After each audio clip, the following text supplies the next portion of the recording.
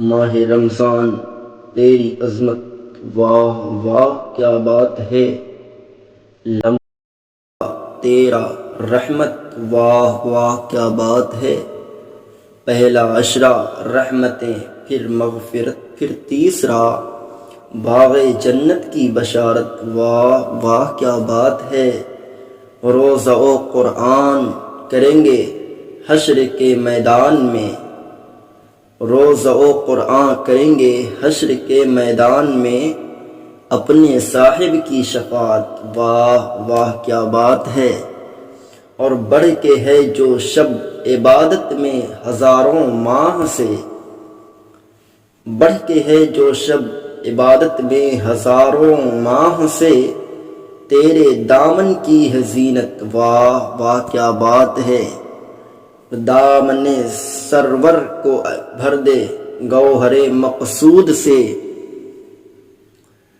دامان اہل سنت کو بھر دے گوہر مقصود سے، ہو سکے کیا تیری مدحت واہ واہ کیا بات ہے۔ میرے محترم، رمضان المبارک صرف اسی لیے معظم و موقر نہیں ہے کہ اس میں روزے فرض کیے گئے، بلکہ اس کی تعظیم و توقیر کی اور بھی بہت سی وجوہات ہیں۔ مثال کے طور پر 3 رمضان المبارک کو مخدومہ کائنات سیدۃ النساء اہل الجنہ حضرت سیدہ فاطمۃ الزہرا سلام اللہ علیہا کا یوم وصال ہے۔ 10 رمضان المبارک کو فتح مکہ اور ام المومنین سیدہ خدیجۃ الکبریٰ سلام اللہ علیہا کا یوم وصال۔ 17 رمضان المبارک کو فتح جنگ بدر اور سیدہ عتیقہ عائشہ صدیقہ بنت صدیق اکبر رضی اللہ تعالی عنہما کا یوم وصال۔ 18 رمضان المبارک کو حضرت داؤد علیہ السلام پر زبور نازل ہوئی۔ 19 رمضان المبارک کو حضرت موسیٰ علیہ السلام پر تورات نازل ہوئی۔ 20 رمضان المبارک کو حضرت عیسیٰ علیہ السلام پر انجیل نازل ہوئی۔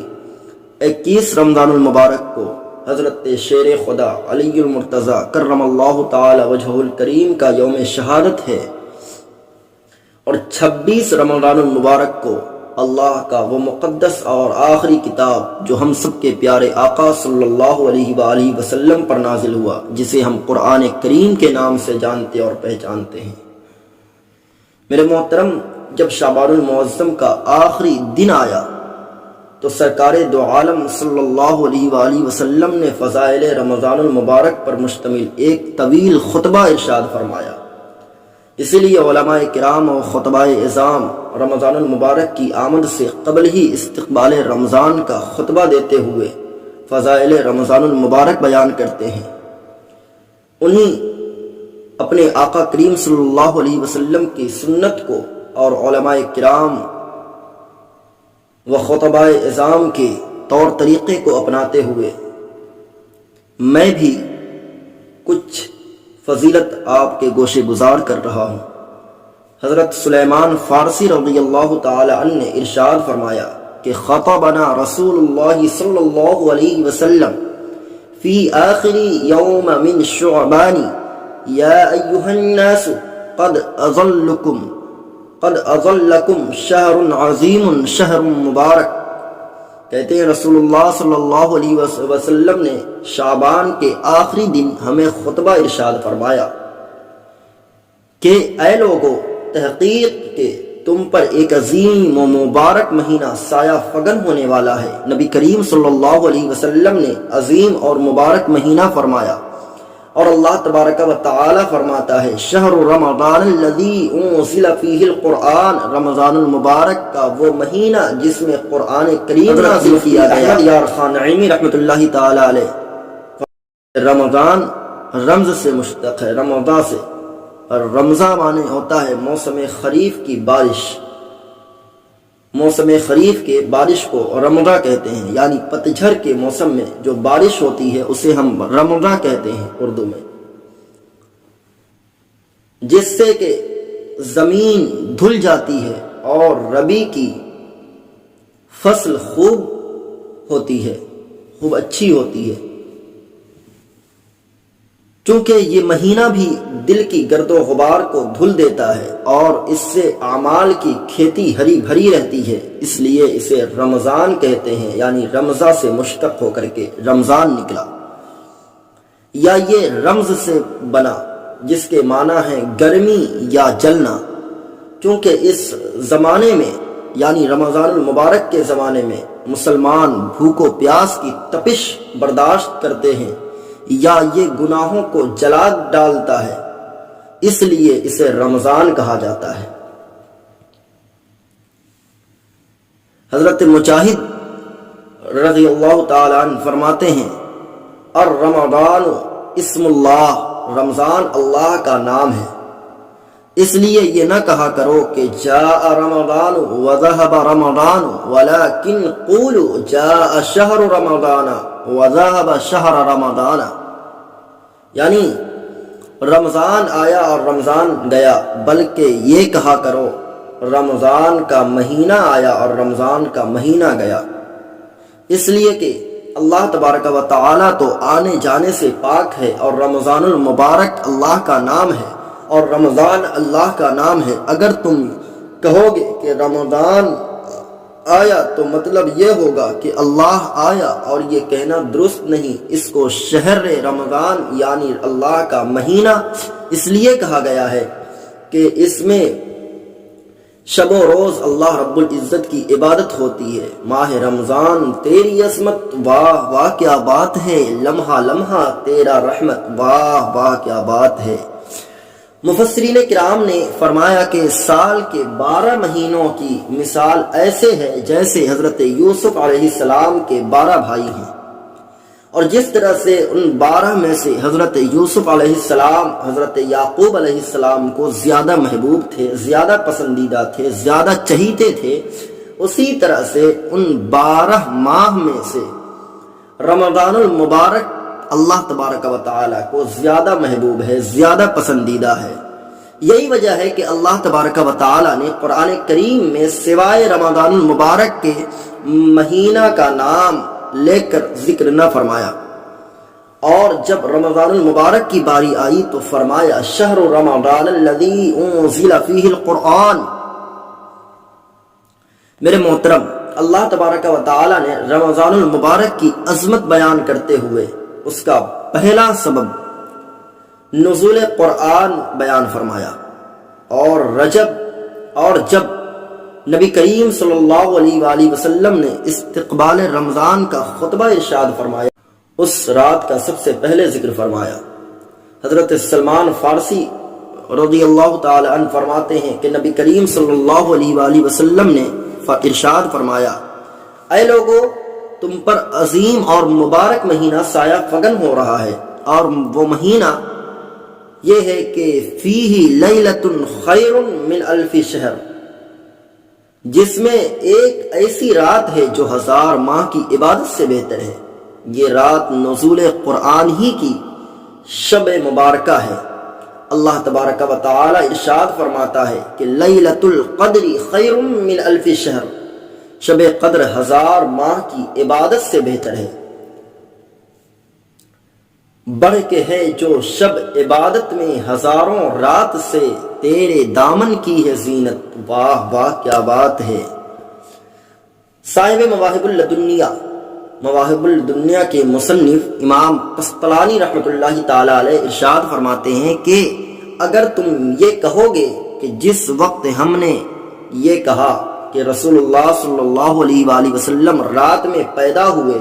تو کون سی رات افضل ہے، لیلۃ القدر افضل ہے یا آپ کی ولادت کی رات؟ تو اس کا جواب یہ دیا گیا ہے کہ نبی کریم صلی اللہ علیہ وآلہ وسلم کی ولادت کی رات لیلۃ القدر سے 3 وجوہات کی بنا پر افضل ہیں۔ سبحان اللہ۔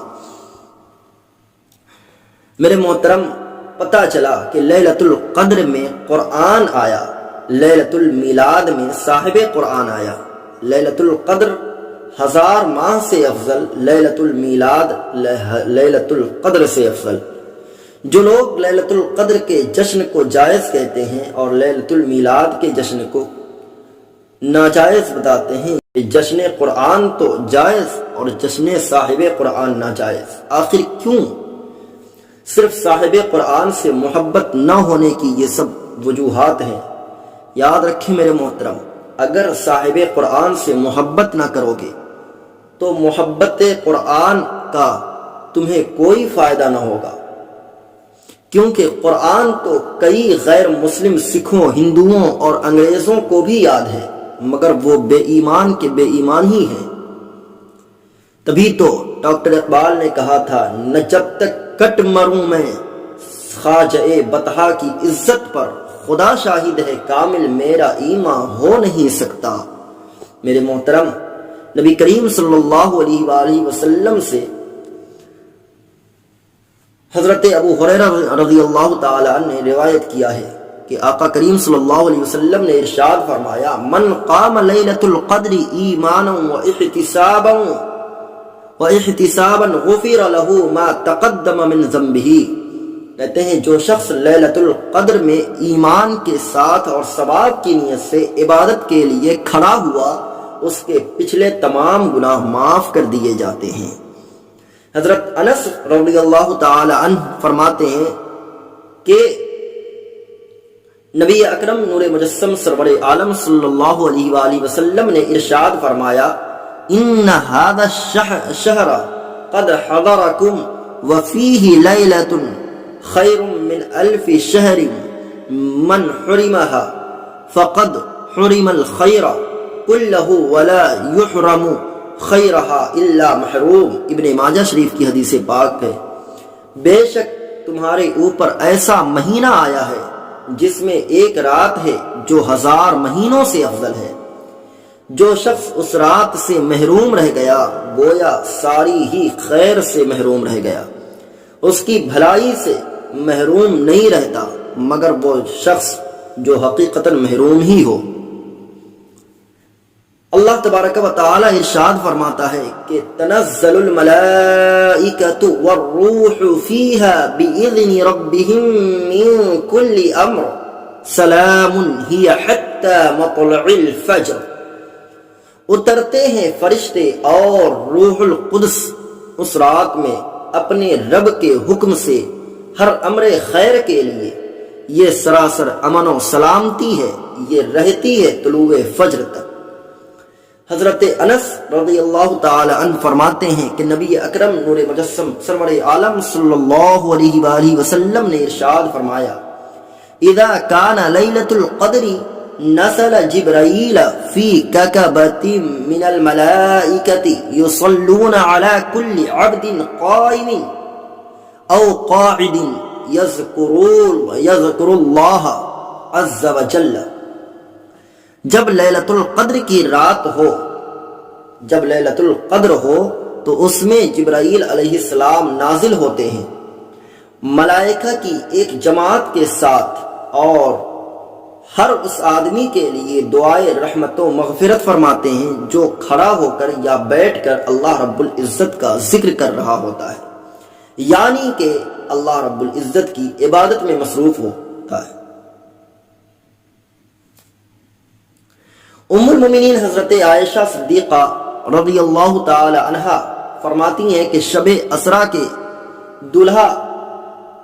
علیہ الصلوۃ والتسلیم نے ارشاد فرمایا، تحروا لیلۃ القدر فی الوتر من العشر الاواخر۔ لیلۃ القدر کو رمضان المبارک کے آخری عشرے کی طاق راتوں میں تلاش کرو۔